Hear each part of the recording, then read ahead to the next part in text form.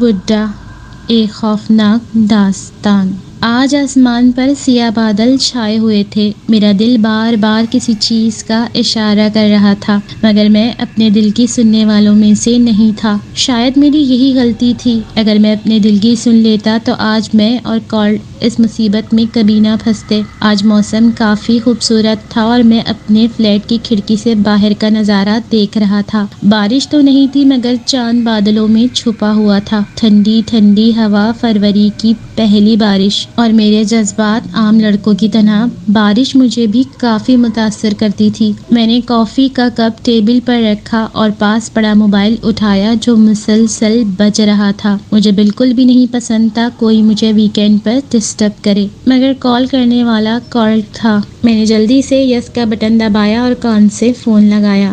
ہاں بولو، کیا کام ہے؟ میں نے اس کی بات سن کر حامی بھر دی اور اپنی گاڑی کی کیز اٹھائی اور پاکٹ میں ڈال لی اور اس کی طرف نکل گیا۔ 20 منٹ بعد میں کارل کے گھر تھا جو شہر کے مرکز کے ساتھ تھا۔ مجھے زیادہ انتظار نہیں کرنا پڑا۔ ہارن بجاتے ہی کارل میرے پاس آ گیا۔ میں نے گاڑی سٹارٹ کر دی۔ تمہیں ہر بار میرا سکون برباد کر کے کیا ملتا ہے؟ میں نے کارل کو دیکھا جو مجھے دیکھ کر مسکرا دیا اور پاس پڑی سگریٹ کی طرف ہاتھ بڑھایا۔ کیا کروں، تم سے پیار ہی اتنا ہے، میں نہیں چاہتا کہ تم میرے بنا ایک دن بھی گزارو۔ کارل نے سگریٹ منہ میں ڈالا۔ مجھے اس کی حرکت انتہا کی بری لگتی تھی مگر میں کر بھی کیا سکتا تھا۔ کہاں جانا ہے کہ تم نے اتنی ایمرجنسی میں مجھے بلایا ہے؟ میں اپنی کافی بھی چھوڑ آیا ہوں۔ میں نے کارل کی بات کو نظر انداز کیا۔ اس وقت مجھے وہ زہر لگ رہا تھا۔ میں نے سڑک کو دیکھا جہاں آج بارش کی وجہ سے رش نہیں تھا، جس کی وجہ سے مجھے تھوڑا سکون ملا۔ ہیزی، مجھے آج ہی ایک خبر ملی ہے۔ تمہیں تو معلوم ہے مجھے ایڈونچرز کا کتنا شوق ہے۔ بس یہ سمجھو آج میری خواہش پوری ہونے والی ہے۔ کارل نے اپنا موبائل دیکھتے ہوئے کہا، شاید کچھ تلاش کر رہا تھا۔ میں تمہیں پہلے بتا دوں، تمہارا یہ ایڈونچر ہمیشہ مجھے نقصان دیتا ہے اور میں اس بار کوئی خرچہ برداشت نہیں کروں گا۔ پچھلے 6 سالوں سے یہ اس کا کوئی 1000 سے اوپر کا ایڈونچر تھا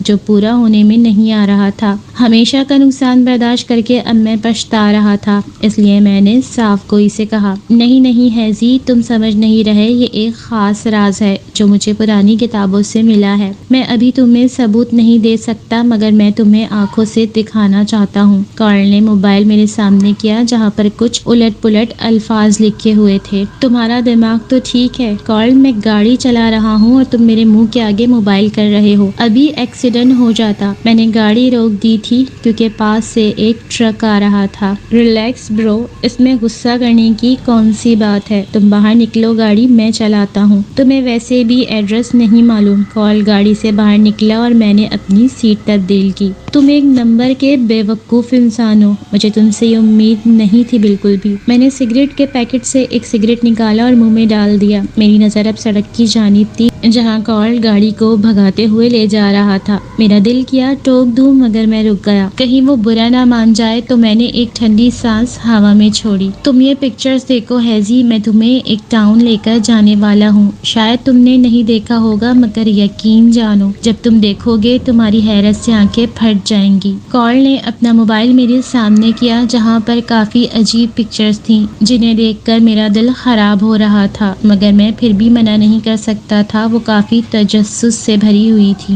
مجھے کارل کچھ کہہ رہا تھا مگر میں سن نہیں سکا۔ کیا تم مجھے کچھ کہہ رہے تھے؟ میں نے کارل کا موبائل اپنے پاکٹ میں رکھ لیا ورنہ وہ پھر سے میرے سامنے کرتا اپنا موبائل اور میں اس وقت اپنا موڈ خراب نہیں کر سکتا تھا۔ میں تمہیں بتا رہا تھا یہ کہانی کسی ٹاؤن کو لے کر ہے جہاں پر ایک آدمی رہتا تھا اینڈریف نام کا۔ اس کا نام سب جانتے تھے مگر اس کے گھر کوئی نہیں جاتا تھا اور نہ وہ کبھی باہر نکلتا تھا۔ ایک بار ایک لڑکی کو چیلنج ملا تھا اس کی فرینڈز کی طرف سے، وہ اندر جا کر بتائے اور دیکھے آخر ماجرا کیا ہے۔ لڑکی رات کو اس کے گھر گئی مگر اس کے بعد کارل نے گاڑی روکی اور میری طرف دیکھا۔ اس کے بعد کارل، میرے ماتھے سے پسینہ نکل رہا تھا انجانے خوف سے۔ کارل نے سامنے کی طرف اشارہ کیا۔ میں نے سامنے جو دیکھا وہ دیکھ کر میری آنکھیں پھیل گئی تھیں۔ جب وہ لڑکی اس گھر میں گئی اس کے بعد سے پورا ٹاؤن ایسے ہو چکا تھا، وہاں کے انسان آسمان پتھر بن گئے تھے اور گھروں میں سے سانپ نکل آئے تھے۔ اس ٹائم کافی تعداد میں تھے، جس کی وجہ سے گورنمنٹ نے یہاں پر سانپوں کو مارنے کا آرڈر دیا تھا، مگر کچھ مار دیے گئے اور کچھ غائب ہو گئے، مگر جو مرے تھے وہ آج بھی اپنی حالت میں موجود تھے۔ کارل مجھے دیکھ کر گاڑی سے نیچے اترا، اس کے ہاتھ میں ٹارچ تھی اور وہ چلتا ہوا ٹاؤن کے اندر جانے لگا۔ ایک لمحے کے لیے میرے دل میں خیال آیا میں بھاگ جاؤں کارل کو چھوڑ کر، میرے دماغ نے اس کی نفی کی تھی۔ جو بھی تھا، کارل میرا دوست تھا، میں اس کے ساتھ ایسا ہرگز نہیں کر سکتا تھا۔ میں نیچے اترا اور سامنے ٹاؤن کو دیکھا۔ 10 سالوں سے میں امریکہ کے اس شہر میں رہ رہا تھا، مگر میں نے آج تک یہ نہیں دیکھا تھا، اور اب میں شکر کر رہا تھا کہ میں کبھی یہاں نہیں آیا۔ اس جگہ سورج غروب ہو رہا تھا، جس کی وجہ سے بادل بھی آسمان میں کافی تعداد میں تھے۔ مجھ سے سامنے پھیلی عمارتوں کو دیکھا نہیں جا رہا تھا، اوپر سے بجلی کڑک رہی تھی جس سے عمارتوں میں روشنی پڑتی، ان پر بڑے بڑے سانپ پھیلے ہوئے تھے۔ سانپ کہنا گستاخی ہوگی، اناکونڈا کہنا زیادہ مناسب ہوگا۔ میں اپنے دماغ کو سمجھاتے ہوئے آگے بڑھا۔ جہاں پر کارل ٹارچ عمارتوں میں مار رہا تھا، میں اس کے قریب کھڑا ہوا تھا۔ تمہیں یہ ملا کیسے، اور وہ بھی اتنی آسانی سے؟ میں نے کارل کے چہرے کو دیکھا، جو میرے اس سوال پر اس کے چہرے پر خوشی کی لہر لے آیا۔ مجھے آج کارل کافی عجیب لگ رہا تھا۔ تمہیں مجھ پر فخر ہونا چاہیے۔ دیکھو، میں آج اتنا بڑا کارنامہ سر انجام دوں گا، اور میرا یقین کرو ہیزی، اگر آج میں اپنے اس مشن میں کامیاب ہوا تو سمجھو میرا اس دنیا میں نام ہوگا۔ تم جانتے ہو اس راز کو آج تک کوئی نہیں کھول پایا، اور اس کو کھولنے پر حکومت $10 بلین دے گی۔ کارل مجھے خوشی سے بتاتا جا رہا تھا، جبکہ $10 بلین پر میری تو بانچیں کھل گئیں۔ میں نے تو $1000 نہیں دیکھا تھا، یہ 10 بلین کا بول رہا تھا۔ تم نے مجھے پہلے کیوں نہیں بتائی یہ بات؟ جانتے ہو، میں تو انکار کرنے والا تھا، مگر میں دوستی کی خاطر تمہارے پاس آ گیا۔ میں نے غصے سے کارل کو کہا، جو مجھے دیکھ کر زور سے کہکا لگانے لگا۔ میرے دوست، اس لیے نہیں بتایا تھا، میں تمہیں ساتھ لے کر آنا چاہتا تھا تاکہ تم میری اس کھوج کا ثبوت ہو۔ کارل میری گاڑی کے پاس گیا اور ایک بیگ لیے واپس آیا۔ زپ کھول کر اس میں سے ایک کیمرہ مجھے پکڑایا اور باقی سب اپنے ساتھ رکھے۔ جانے اس میں ایسا کیا تھا، مگر خیر، میں نے بھی زیادہ اصرار نہیں کیا۔ جب سے میں نے پیسوں کا سنا تھا، مجھے اپنے سب قرض یاد آ گئے جو میں نے بینک سے لیے ہوئے تھے، جو مجھے لوٹانے تھے۔ نہ دینے کی صورت میں میرا فلیٹ میرے ہاتھ سے جاتا۔ میرے خیال میں یہی تھا کہ شاید کارل مجھے اسی لیے لے کر آیا ہے تاکہ وہ میری زیادہ نہ سہی مگر کچھ مدد کر سکے، مگر میری یہ خام خیالی ہی تھی۔ تمہیں اس جگہ سے خوف نہیں آ رہا کارل؟ میں نے خیال کے تحت پوچھا۔ کارل مجھے دیکھ کر مسکرا دیا اور آگے بڑھنے لگا۔ میں اس کے ساتھ چلنے لگا اور کیمرہ آن کر دیا۔ میں نے کیمرے کا رخ کارل کی طرف کیا، جہاں کارل عمارتوں پر لائٹ مارتے ہوئے آگے بڑھ رہا تھا۔ یہ ٹاؤن کافی قدیم معلوم ہو رہا تھا، زمین پر مٹی ہی مٹی تھی۔ نہ جانے کیوں مجھے ایسا لگ رہا تھا جیسے یہاں پر روزانہ کوئی نہ کوئی مسافر گزرتا ہی ہے، مگر کوئی آئے گا کیوں؟ مگر جب میں نے خود کو اور کارل کو دیکھا تو میں مسکرایا۔ کوئی ہم جیسا بھی ہو سکتا ہے۔ خیر، میں اپنے خیالات رد کرتے ہوئے عمارتوں کو دیکھنے لگا۔ یقیناً یہ کوئی مرکز ہوگا یا پھر کوئی گاؤں ہوگا جہاں پر سب مل جل کر رہتے ہوں گے۔ مجھے ایسا محسوس ہو رہا تھا جیسے میں یہاں سے روزانہ گزرتا ہوں، مگر میں اس بات کو نظر انداز کر رہا تھا۔ اپنا وہم سمجھ کر میں اپنی باتوں میں اتنا گم تھا، مجھے کارل کی یاد ہی نہیں رہی۔ میں کسی شہر میں جکڑا ہوا آہستہ آہستہ سے قدم آگے بڑھا رہا تھا۔ میرا دل زور زور سے دھڑک رہا تھا، مگر میرا دماغ مجھے بار بار واپس جانے کی دعوت دے رہا تھا۔ مگر میں اس وقت کسی شہر میں چلتا ہوا آگے بڑھنے لگا۔ میری چپلوں کی آواز بہت زور زور سے آ رہی تھی۔ ایک ایک قدم میرا بھاری ہو رہا تھا۔ میں سامنے عمارت کو دیکھ رہا تھا۔ میں آہستہ سے آگے جاتا گیا، تبھی مجھے اپنے کندھے پر کسی کے ہاتھ محسوس ہوئے۔ میں نے پلٹ کر دیکھا، سامنے کارل تھا، جو کھا جانے والی نظروں سے مجھے ہی دیکھ رہا تھا۔ میں نے سوالیہ نگاہوں سے اس کو دیکھا۔ او بھائی، کس دنیا میں ہے تو؟ میں کب سے تجھے آوازیں دے رہا ہوں اور تو چلتا ہی جا رہا ہے۔ میں نے کارل کی آواز کو نظر انداز کیا۔ مجھے سامنے گلی میں کوئی کھڑا محسوس ہوا۔ اندھیرا ہونے کی وجہ سے ٹھیک سے دکھائی نہیں دے رہا تھا، مگر مجھے نظر آ رہا تھا کہ کارل نے میری سمت دیکھا تو میں مسکرا دیا۔ اسی لیے تو آواز دے رہا تھا۔ یہ ریا ہے، سامنے گاؤں میں رہتی ہے، جاب کر کے گھر جا رہی تھی تبھی ہماری طرف آئی ہے۔ میں نے کارل کی بات سنی، پھر پاس کھڑی لڑکی کو دیکھا۔ مجھے ایک خدشہ سا تھا کہیں یہ کوئی چڑیل نہ ہو۔ مگر جب وہ پاس آئی تو مجھے اپنی سوچ پر ہنسی آئی۔ ایسا تھا کہ وہ 4 فٹ کی لڑکی تھی، خوش شکل کی تھی اور یلو کلر کے ڈریس میں تھی۔ مجھے تسلی ہوئی۔ ہیلو جیا، میں نے اپنا ہاتھ آگے کیا جو ریا نے آسانی سے پکڑا اور کارک کو دیکھا جو ہڑبڑا گیا۔ میں نے کارک کی آنکھوں سے جواب طلب کیا، تبھی ریا بول پڑی، میرا نام جیا نہیں ریا ہے، شاید آپ کو سننے میں کوئی غلطی ہوئی ہو۔ اس کی مسکراہٹ میں کوئی جادو تھا۔ مجھے اس کے سفید دانت کافی پسند آئے۔ آئی ایم سوری، میں نے ٹھیک سے سنا نہیں مس ریا، میں نے مسکرا کر کہا۔ کارک نے میرے ہاتھ سے کیمرہ لیا۔ آپ دونوں یہاں کیا کرنے آئے ہیں؟ میرا مطلب ہے یہ کافی خطرناک جگہ ہے، ریا نے سنجیدگی سے کارک اور مجھے دیکھ کر کہا، پھر مجھے اس کی صاف گوئی نے کافی متاثر کیا۔ ہم یہاں، میں بھی کہنے ہی والا تھا تبھی کارک نے میری بات بیچ میں کاٹ دی۔ ہم یہاں شوٹنگ کرنے آئے ہیں، ہمارے ڈائریکٹر کو ایسی ہی جگہ چاہیے تھی تاکہ وہ اپنی مووی بنائے۔ کارک نے مسکرا کر میری طرف دیکھا، اس کا دیکھا دیکھی میں بھی مسکرا دیا۔ ریا نے مجھے دیکھا اور پھر کارک کو۔ جھوٹ بولنا تو کوئی آپ سے سیکھے، میری تو ہنسی نکل گئی، البتہ کارک کا منہ لٹک گیا۔ تبھی وہ شرمندگی سے ریا کو دیکھنے لگا۔ مجھے ریا نے کافی متاثر کیا تھا، شاید وہ پہلی لڑکی تھی جو مجھے پسند آئی تھی۔ میں جانتی ہوں لوگ یہاں کیوں آتے ہیں، خیر چھوڑیں، میں آپ کو اس ٹاؤن کے بارے میں بتاتی ہوں۔ ریا نے کارک کے ہاتھ سے ٹارچ لی اور آگے بڑھ گئی۔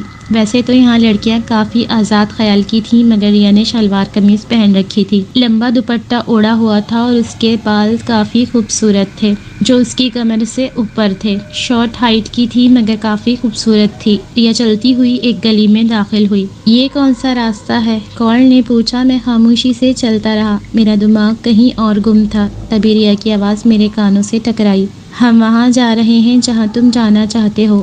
میں نے کارل کو دیکھا جو مسکرا دیا، تو تمہیں پتا ہوگا میں یہاں کس لیے آیا ہوں۔ کارل ریا کے پاس چلا گیا اور میں دونوں کی باتوں کو سنتا رہا۔ یہاں پر ہزاروں لوگ آئے ہیں اسی مقصد سے، مگر وہ کامیاب نہیں ہو سکے۔ ریا نے لائٹ سامنے کی جہاں پر ویران گھر بنا ہوا تھا، اس کو دیکھ کر کافی خوف آ رہا تھا۔ بجلی زور سے کڑکی، 1 منٹ کے لیے تو میں سانس لینا بھی بھول گیا۔ وہ گھر کم بھوت بنگلہ زیادہ لگ رہا تھا۔ گھر کہنا اس کو غلط ہوگا، وہ کوئی حویلی لگ رہی تھی۔ اکثر میں اپنے انڈین دوست کے ساتھ سینما جاتا تھا جہاں پر ہندی فلم دیکھتے تھے ہم، اس لیے مجھے اس کو حویلی کہنا زیادہ مناسب لگ رہا ہے۔ مگر عجیب بات یہ تھی، حویلی کے چاروں طرف درخت تھے جیسے وہ اس کی حفاظت کر رہے ہوں، مگر میرا دل اب بھی کہہ رہا تھا، ہیزی تو نکل لے۔ کیا ہوا مسٹر؟ ریا نے میری طرف دیکھا جہاں میں پسینے میں ڈوبا ہوا تھا۔ میرا دل کر رہا تھا میں اپنی شرٹ پھاڑ دوں، نہ جانے کیوں میرا سانس بند ہو رہا تھا یہ دیکھ کر۔ کچھ بھی نہیں، میں بس اس حویلی کو دیکھ رہا تھا، میں نے خود کو سنبھال کر کہا، جہاں ریا بھی اس بات میں سر ہلا گئی اور ہمیں ایک طرح بیٹھنے کا کہا۔ ہم دونوں بیٹھ گئے۔ تب ریا نے بتانا شروع کیا۔ بہت سال پہلے یہاں پر ایک انڈین رہتا تھا، اس کی کوئی اولاد نہیں تھی، صرف بیٹی تھی جس کا نام روہی تھا۔ وہ اپنی بیٹی سے بہت محبت کرتا تھا جس کی وجہ سے وہ امریکہ آ گیا۔ اس کی بیٹی نے اپنی ڈگری حاصل کی اور یہاں اپنے مستقبل کا آغاز کیا۔ تو کیا اس کی بیٹی کو کسی سے عشق ہو گیا جو باپ نے جنون میں آ کر اس کو مار دیا؟ کارک نے قہقہہ لگا کر کہا۔ خیال تو میرے دل میں بھی آیا مگر میں کہہ نہ سکا۔ ریا نے کارک کی بکواس کو نظر انداز کیا اور آگے بولنے لگی۔ روہی کے پاس سب کچھ تھا مگر اس کو زیادہ کی چاہتی۔ اس کے باپ نے اس کے لیے حویلی بنوائی اور دونوں یہیں رہنے لگ گئے۔ روہی رات کو سوتی نہیں تھی، اس کو خواب آتے تھے جیسے وہ حقیقت میں ہو۔ وہ سونا چھوڑ چکی تھی۔ ایک دن وہ گھر سے نکلی تبھی اس کی ملاقات ایک لڑکی سے ہوئی جو ثنایا نام کی تھی۔ دونوں میں گہری دوستی ہوئی، اتنی کہ روہی کو اس سے محبت ہو گئی تھی۔ روہی نے ثنایا سے اظہار کیا مگر ثنایا نے اس کو تھپڑ مار دیا۔ روہی کو وہ تھپڑ بھولا نہیں۔ ثنایا نے شادی کر لی اور وہ واپس انڈیا چلی گئی۔ ایک بار وہ سوئی ہوئی تھی، اس کو اچانک اپنے پاؤں پر کسی کا ہاتھ محسوس ہوا۔ وہ خواب سمجھ کر سوئی رہی مگر پھر اس کے بعد وہ اٹھ بیٹھی۔ سامنے ایک آدمی کھڑا تھا جس کے جسم پر کوئی لباس نہیں تھا، اس کا گوشت بہت جلا ہوا تھا۔ روہی کی دھڑکن بند ہونے کو تھی، وہ واپس لیٹ گئی، اس کا جسم کانپ رہا تھا، اس کو لگا وہ خواب دیکھ رہی تھی، وہ سوئی ہوئی ہے مگر ایسا نہیں تھا۔ روہی کا بیڈ بھاری ہونے لگا جیسے کوئی اس کے پاس لیٹا ہو۔ روہی نے اپنی آنکھیں زور سے میچی، تبھی کسی کا ہاتھ اس کو اپنے بازو پر محسوس ہوا۔ وہ اٹھ کر بیٹھی، سامنے والا اس کی آنکھوں میں دیکھ رہا تھا۔ اس کے بعد روحی اپنے بس میں نہیں تھی۔ وہ ڈیلی کسی لڑکی کو اپنے گھر لے کر آتی اور وہ انسان اس کو کھا جاتا۔ آہستہ آہستہ سے یہ بات پورے ٹاؤن میں پھیل گئی۔ یہ حویلی خونی ہے جس کی وجہ سے لوگوں نے یہاں آنا بند کر دیا۔ کافی سال گزر گئے، اس طرف کوئی نہیں آیا اور سب بھول گئے۔ ایک دن چند لڑکیاں آپس میں بیٹھی باتیں کر رہی تھیں، تبھی مجھ سے میری سہیلی نے شرط لگائی۔ میں رات کو اس حویلی میں گئی۔ ریا مسکراتے ہوئے کہہ رہی تھی۔ میری آنکھیں حیرت سے پھیل گئی تھیں جبکہ کورٹ پھٹی پھٹی نگاہوں سے اس کو دیکھ رہا تھا۔ مجھے تو کورٹ نے کچھ بتایا نہیں تھا مگر اس کی رنگت ایسی تھی جیسے کسی نے اس کا خون نچوڑ لیا ہو۔ مجھے کسی گڑبڑ کا احساس ہوا۔ میں نے ریا کو دیکھا جہاں پر وہ مسکرا کر ہمیں ہی دیکھ رہی تھی۔ میں نے مشکل سے کورٹ کو دیکھا، پھر ریا کو۔ میں رات کے پہر اس گھر میں گئی جہاں پر روحی کرسی پر بیٹھی ہوئی تھی۔ اس کے پاس آگ جل رہی تھی اور ہاتھوں میں کتاب پکڑی ہوئی تھی۔ مجھے دیکھ کر وہ مسکرائی اور اندر آنے کا اشارہ کیا۔ میں پھٹی پھٹی نگاہوں سے اس کو دیکھ رہی تھی۔ وہ بے پناہ حسن کی مالک تھی۔ مجھے تو وہ کوئی خواب لگا مگر وہ بولی اور بولتی چلی گئی۔ اس نے مجھے ساری داستان بتائی، میں نے خاموشی سے سنی۔ تم جانتی ہو ریا، میں ثنایا کے لیے اتنا پاگل ہو چکی تھی کہ اپنے خوابوں کو سچ سمجھ بیٹھی۔ میں جس انسان کو دیکھتی تھی اس کا تو کوئی وجود نہیں تھا، وہ صرف میرے دماغ میں تھا جس کو میں حقیقت سمجھ بیٹھی، اور میں نے بہت سی لڑکیوں سے دوستی لگائی اور ان کو قتل کر دیا جس کے باعث کوئی بھی اس جگہ کا رخ نہیں کرتا تھا۔ میں خون کی اتنی پیاسی ہو گئی تھی کہ میں نے اپنے باپ کو بھی مار دیا، مگر میرے باپ نے مجھے بد دعا دی تھی میں کبھی اس جگہ سے باہر نہیں نکل سکوں گی، اور ایسا ہی ہوا ہے۔ باپ تو گیا مگر میں قیدی ہو گئی اور مر گئی، اور میری روح آج تم میں جائے گی۔ اتنا کہہ کر روحی میرے جسم میں داخل ہوئی اور ہر جگہ سانپ ہی سانپ آنا شروع ہوئے۔ میں نے ٹاؤن کے کسی انسان کو نہیں چھوڑا، ایک فادر رہ گیا تھا جس نے مجھے اپنے بس میں کر دیا تھا، مگر آج تم لوگ آ گئے ہو مجھے آزادی دلانے کے لیے۔ اس سے پہلے میں کچھ سمجھتا روحی سانپ کی شکل میں آئی اور کورٹ کو نگل گئی۔ میں کانپ رہا تھا، تبھی روحی بدلی اور وہی جلا ہوا جسم تھا اور اس کی آنکھوں میں روشنی تھی۔ مجھے اپنے اندر کچھ جاتا محسوس ہوا۔ چند لمحے بعد میں اٹھا اور بھاگنے کی کوشش کی۔ جیسے ہی میں اپنی کار کی طرف بڑھا تبھی مجھے کرنٹ لگا۔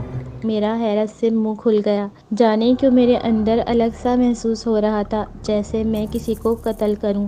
تبھی مجھے کورٹ یاد آیا۔ میں اس کے پاس گیا مگر وہاں کوئی نہیں تھا سوائے اس حویلی کے۔ میرا ڈر، میرا خوف سب ختم ہو گیا تھا۔